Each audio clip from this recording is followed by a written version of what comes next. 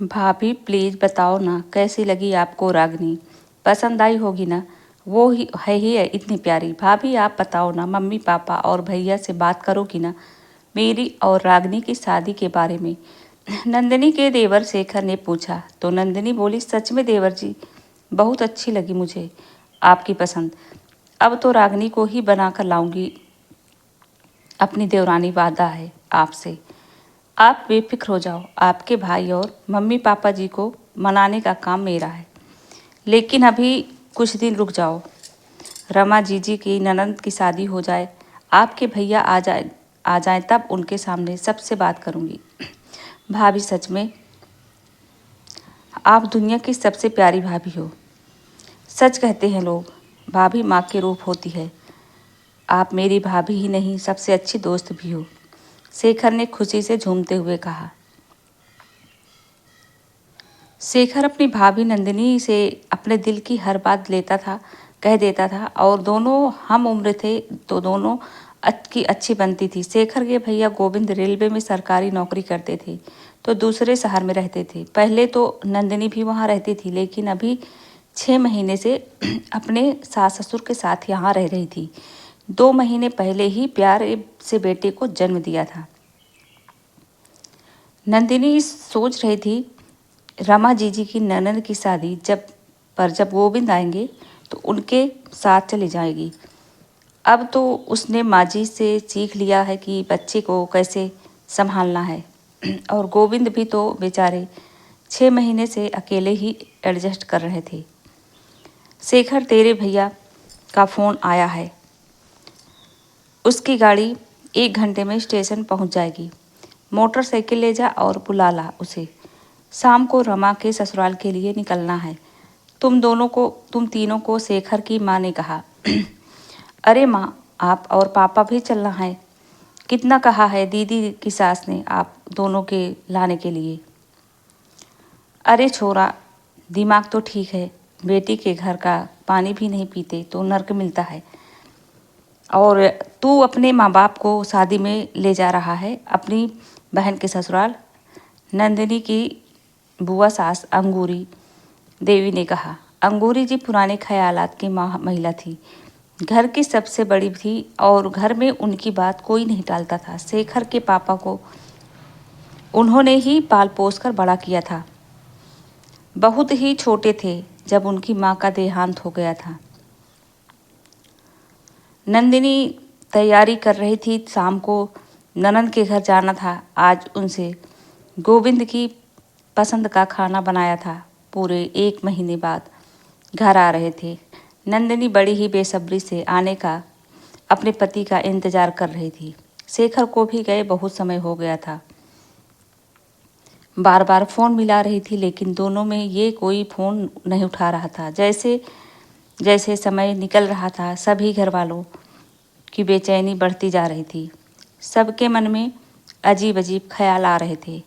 थोड़ी देर में बाद एम्बुलेंस की आवाज़ आई और सब लोग दौड़कर बाहर की तरफ भागे।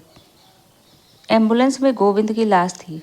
ट्रेन पूरी तरह से रुक भी नहीं पाई थी और वह जल्दी से उतर रहा था, जिसके कारण वह हादसे का शिकार हुआ। शेखर के लिए अपने भाई को इस तरह घर लाना दुनिया का सबसे कष्ट का काम था। मम्मी पापा और नंदिनी तो बेसुध हो गए थे। नंदिनी की दुनिया ही उजड़ गई थी और 2 महीने के बच्चे के सिर से पिता का साया उड़ गया। गोविंद के जाने के बाद हंसते खेलते घर में उदासी और खामोशी ने अपना जगह बना ली थी।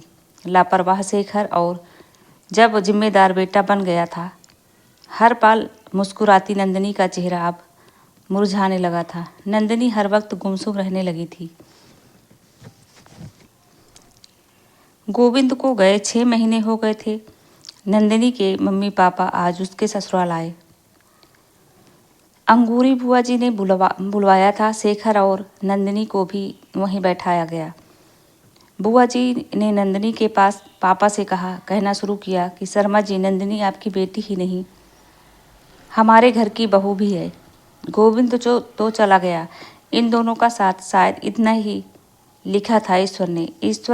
लेकिन अभी उम्र ही क्या है बेचारी की, पहाड़ जैसा जीवन अकेले कैसे काटेगी। इसलिए मेरा तो यही फैसला है कि नंदिनी को उसके देवर के साथ के लिए बैठा दो।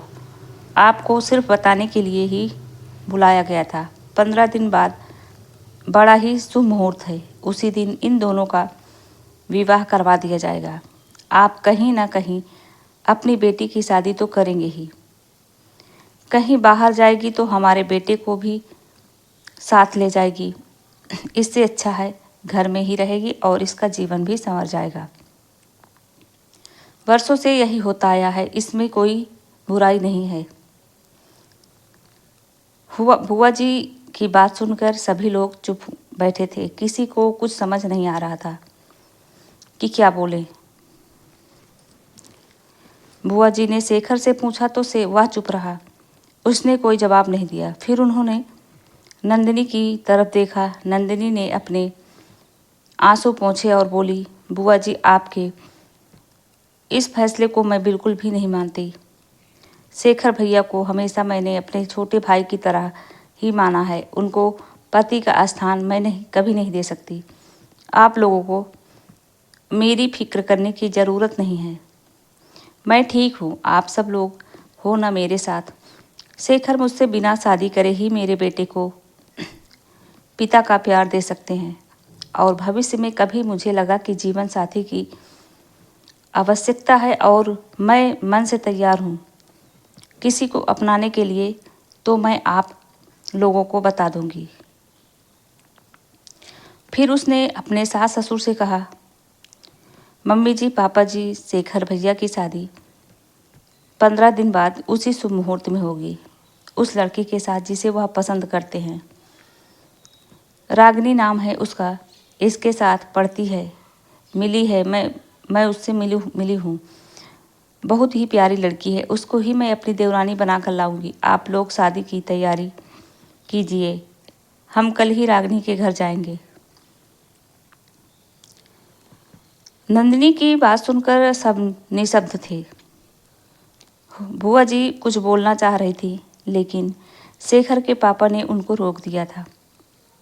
नंदिनी के मम्मी पापा को अपनी बेटी के फैसले पर गर्व हो रहा था और शेखर हाथ जोड़कर अपनी भाभी को धन्यवाद कर रहा था। नंदिनी ने आज एक सही फैसला लेकर 3 जीवन बर्बाद होने से बचा लिए और वर्षों से चली आ रही रूढ़िवादिता को आगे बढ़ाने से इनकार कर दिया था। तो दोस्तों, यह कहानी कैसी लगी? अगर पसंद आई होगी तो प्लीज़ लाइक कीजिएगा, शेयर कीजिएगा और कमेंट कीजिएगा। मिलते हैं नेक्स्ट वीडियो में।